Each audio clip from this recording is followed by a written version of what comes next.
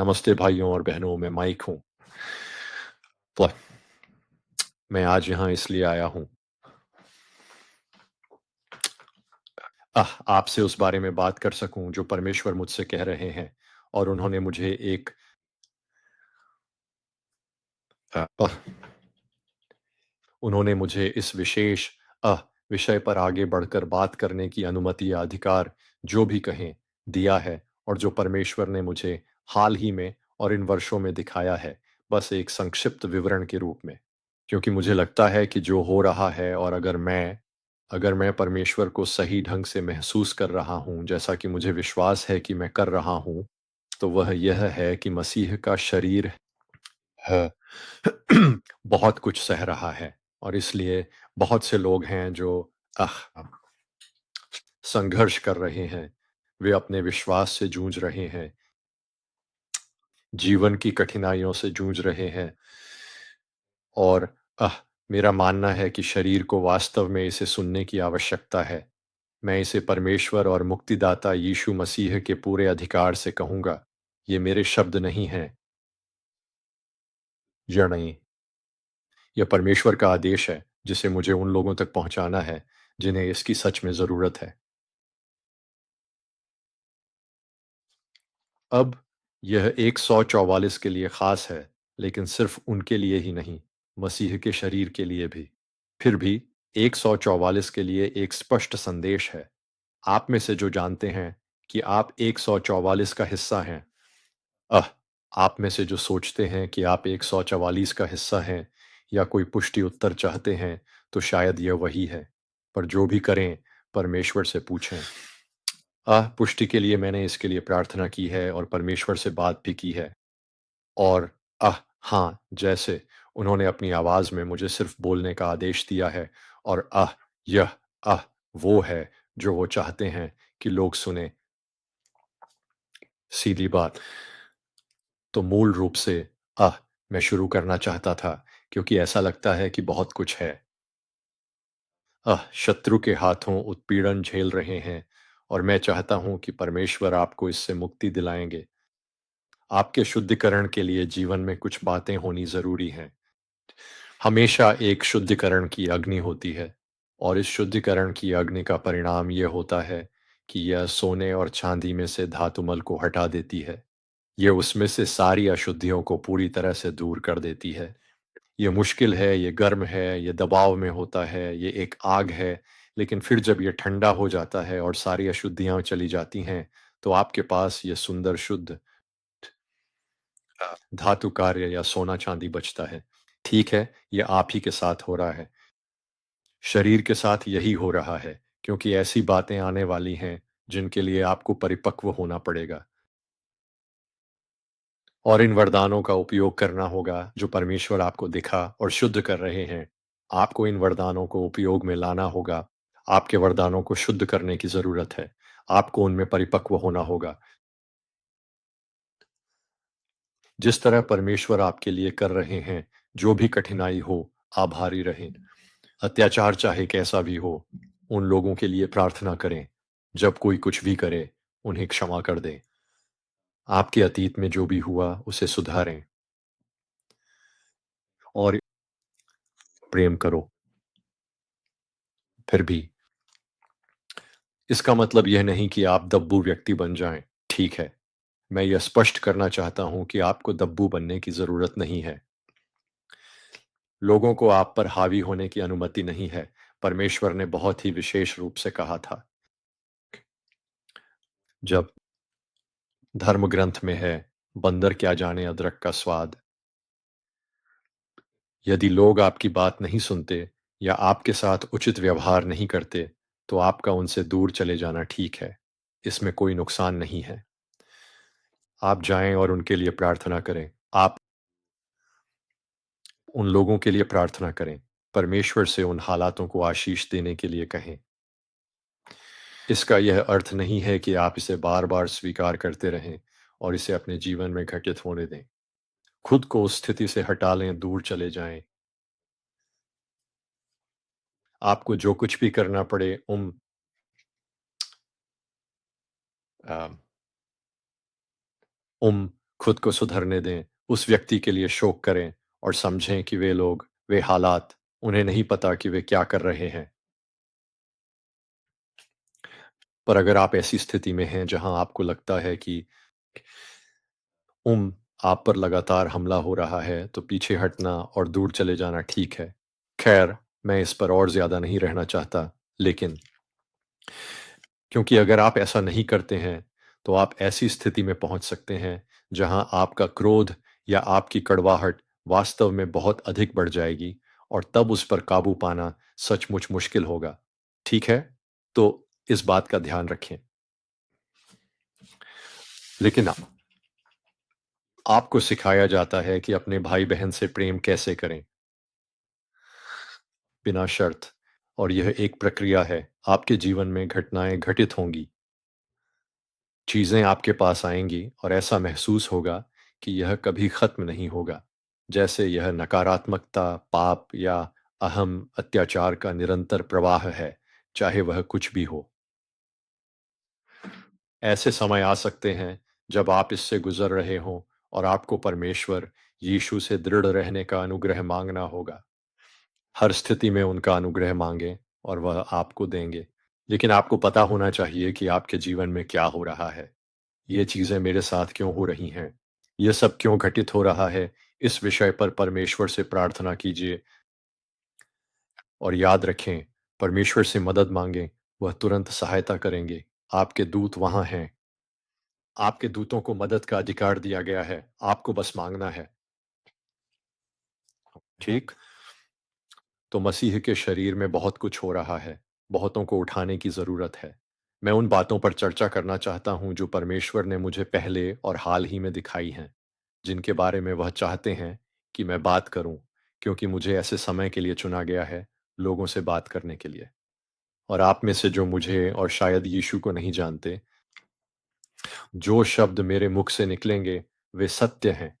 आपको एक उद्धारकर्ता के रूप में यीशु मसीह की आवश्यकता है, क्योंकि वही सच्चे मोक्ष का एकमात्र मार्ग है। इसके अतिरिक्त कोई अन्य मार्ग नहीं है। स्वर्ग के नीचे परमेश्वर के अधीन उद्धार का कोई अन्य मार्ग नहीं, केवल यीशु मसीह ही हैं।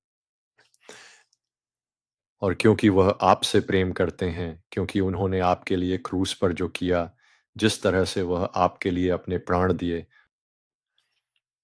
उन्होंने यह आपके लिए किया क्योंकि वह आपसे बिना शर्त प्रेम करते हैं। वह आपको वैसे ही प्रेम करते हैं, जैसे आप अभी हैं और आपको एक उद्देश्यपूर्ण व्यक्ति के रूप में देखते हैं। इंसानों को यह समझना मुश्किल लगता है कि परमेश्वर हमें अभी जैसा हूँ नहीं देखते।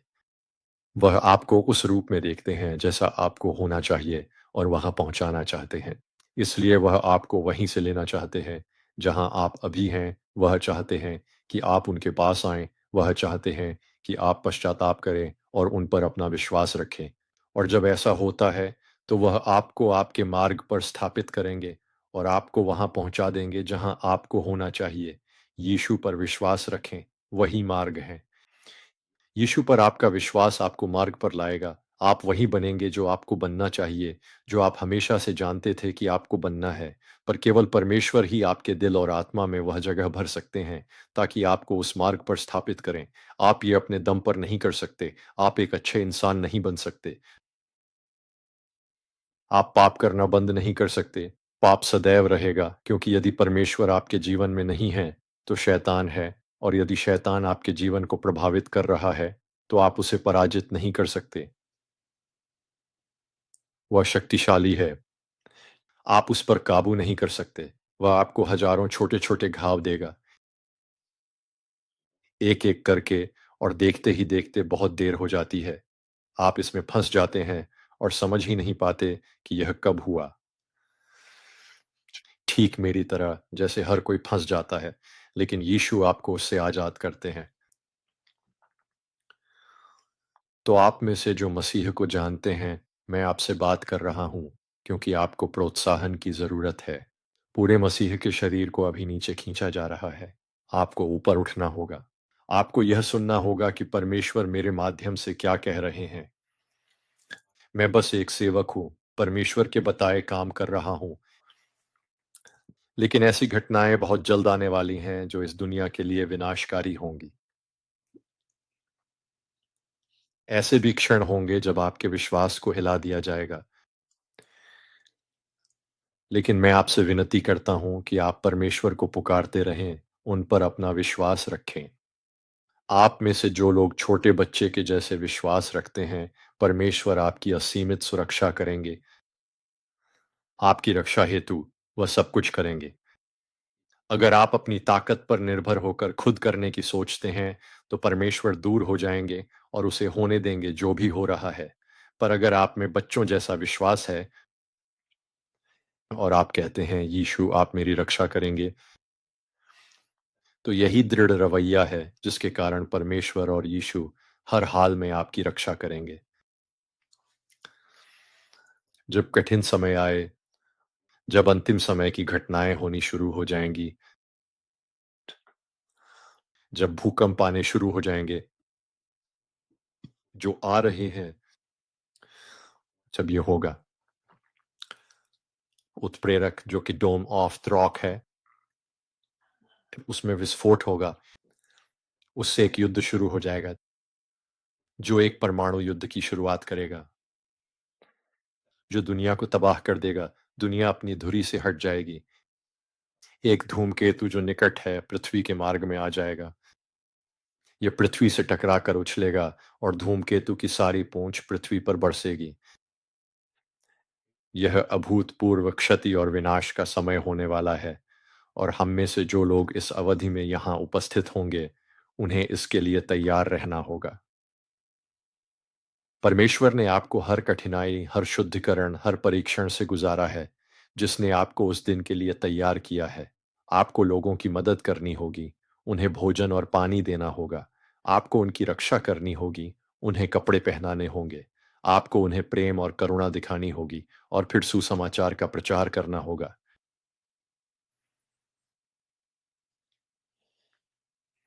क्योंकि परमेश्वर इस समय बहुत ही तीव्रता से लौट रहे हैं, अत्यंत शीघ्रता से और बहुत तेजी से। जितना समय बचा है, लोगों को बताएं कि यीशु उनसे प्रेम करते हैं। बताएं यीशु उनसे प्रेम करते हैं। और जब यीशु लौटेंगे, कई लोग उन्हें देखेंगे, हर आंख उन्हें बादलों में आते देखेगी। और आप में से जिनका स्वर्गारोहण होगा, वे चले जाएंगे और आप भोज में भाग लेंगे, और आपको आपका प्रतिफल मिलेगा। और आप सभी ने जिन्होंने यह जिम्मेदारी अपने हाथ में ली है, अगर आपने पिता से स्वीकार किया है 144 के रूप में वापस आने की, पलक झपकते ही वापस आने के लिए आपको स्वर्गारोहण में ले जाया जाएगा, लेकिन फिर आपको उसी क्षण वापस भी लाया जाएगा। आपको अपना कर्तव्य निभाने के लिए दुनिया में अलग-अलग जगहों पर रखा जाएगा, जो मानव जाति को यह दर्शाएगा कि परमेश्वर अब भी उनसे प्रेम करते हैं, और यह भी कि ये सब चीज़ें क्यों होनी थीं। लोगों का ध्यान आकर्षित करना क्यों आवश्यक था? लोगों का ध्यान इस बात पर लाना क्यों आवश्यक था कि परमेश्वर वास्तविक हैं, वह उनकी रक्षा करेंगे और उनसे प्रेम करते हैं। यह आपका काम है कि लोग इसे समझें, क्योंकि जो राष्ट्र आपको नहीं जानता, वह आपकी शरण में आएगा। और जिन लोगों ने आपके बारे में कभी नहीं सुना, वे आपको पुकारेंगे, क्योंकि आपके पास जवाब हैं। आप परमेश्वर और यीशु मसीह को समझते हैं, आप उनका हृदय जानते हैं, और आप प्रेम और करुणा दिखाएंगे, और आप उन्हें परमपिता के पास वापस जाने का मार्ग दिखाएंगे। और वे आपका अनुसरण करेंगे जहाँ कहीं भी आप जाएं, क्योंकि आप वहीं जाएंगे जहाँ परमेश्वर आपको भेजेंगे। जो आप में विश्वास करते हैं, वो भेजने वाले में भी विश्वास करते हैं। जो आप पर विश्वास करते हैं, वो भेजने वाले पर विश्वास करते हैं। परम प्रधान परमेश्वर का एकमात्र पुत्र यीशु मसीह। आप में से कुछ को यह वीडियो इस समय याद आया होगा। शायद जो अभी पीछे रह गए हैं, शायद आपको यह वीडियो याद दिलाएगा, और मैं प्रार्थना करता हूं कि आप इसे देखें, यह आपके दिमाग में बस जाए और आपके मन से कभी ना निकले। इन सब के बाद भी उम्मीद बाकी है, क्योंकि मसीह विरोधी बाकी दुनिया के लिए अपनी योजना लागू करने में कोई समय बर्बाद नहीं करेगा, बिल्कुल भी नहीं। वो एक के बाद एक झूठ पर झूठ बोलता जाएगा। ईसाई सबसे पहले निशाना बनाए जाएंगे। स्वर्गारोहण की घटना को एलियंस के माध्यम से घटित हुई बताकर समझाया जाएगा। एलियंस द्वारा यह समझाया जाएगा कि लाखों लोग पृथ्वी से क्यों चले गए। ये उनका बहाना होगा, इस पर विश्वास मत करना। वह एक मौद्रिक मुद्रा के साथ एक विश्व सरकार लाने की कोशिश करेगा और सब कुछ की निगरानी के लिए वह पशु के निशान का उपयोग करेगा। उसे मत लेना। लेकिन तुम जो कप्तान और 144 हो, और तुम्हें महान वीरतापूर्ण कार्य करने होंगे।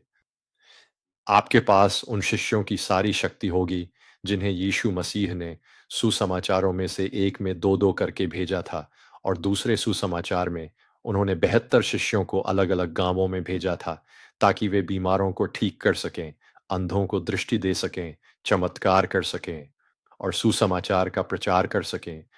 तुम बिल्कुल यही करने जा रहे हो। यह वही है जो हम करेंगे। हम ये उन लोगों को सुरक्षित रखने के लिए करेंगे जो परमेश्वर के पास वापस आना चाहते हैं, और उन लोगों को उपदेश देने के लिए जो परमेश्वर को नहीं जानते। वे भी इस शांति की लालसा रखते हैं जो हमारी सारी समझ से परे है। वे अद्भुत और चमत्कारी कार्य जो तुम करोगे, वे अनेक लोगों को वापस लाएंगे जो इन अंतिम समय में परमेश्वर के चमत्कारों को फिर से देखना शुरू कर देंगे। तुम सत्य व न्याय के लिए और मसीह विरोधी के खिलाफ खड़े होगे।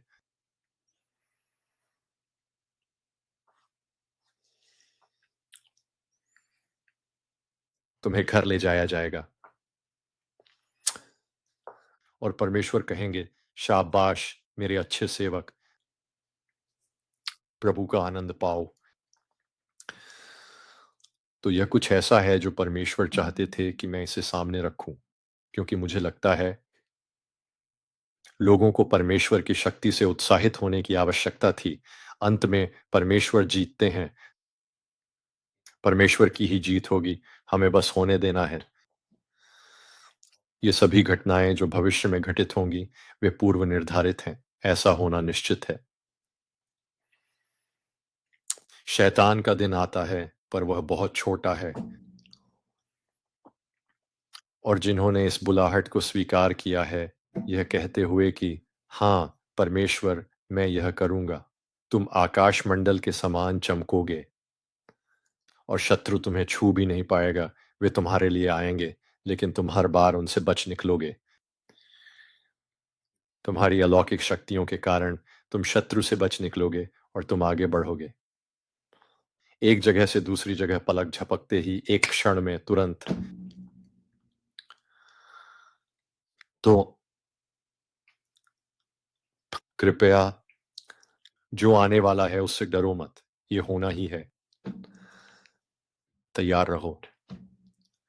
आध्यात्मिक रूप से तैयार रहो। तुम्हारे योद्धा शक्ति प्रेम है। प्रेम शत्रु के हर वार को नष्ट कर देगा।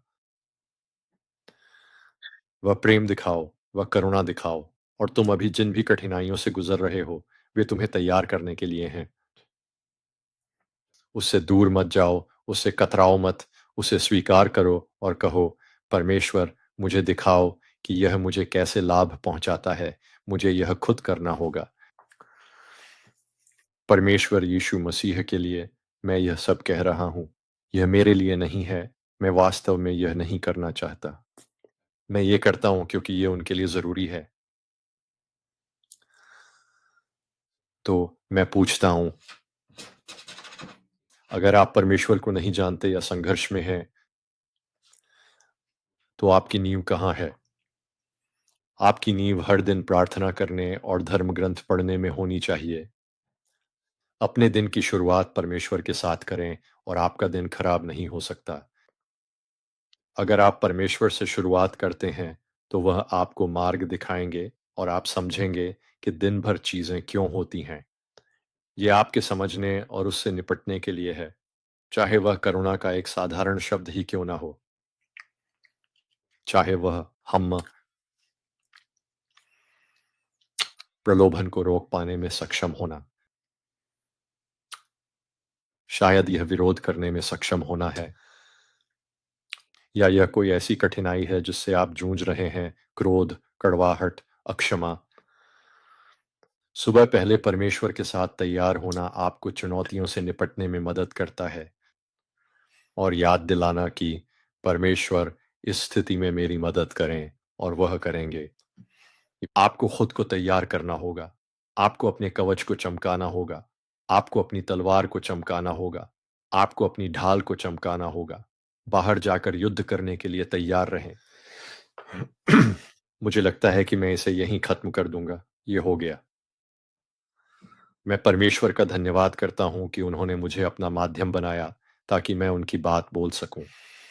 मैं परमेश्वर यीशु मसीह को अच्छी तरह जानता हूँ, उनका हृदय भी, और मैं जानता हूँ कि वह कैसे बात करते हैं, और वह आपसे ठीक वैसे ही बात कर रहे हैं जैसे मुझसे करते हैं। आपको बस ये समझने के लिए विश्वास की एक अडिग छलांग लगानी होगी कि ये वही हैं जो आपसे बात कर रहे हैं।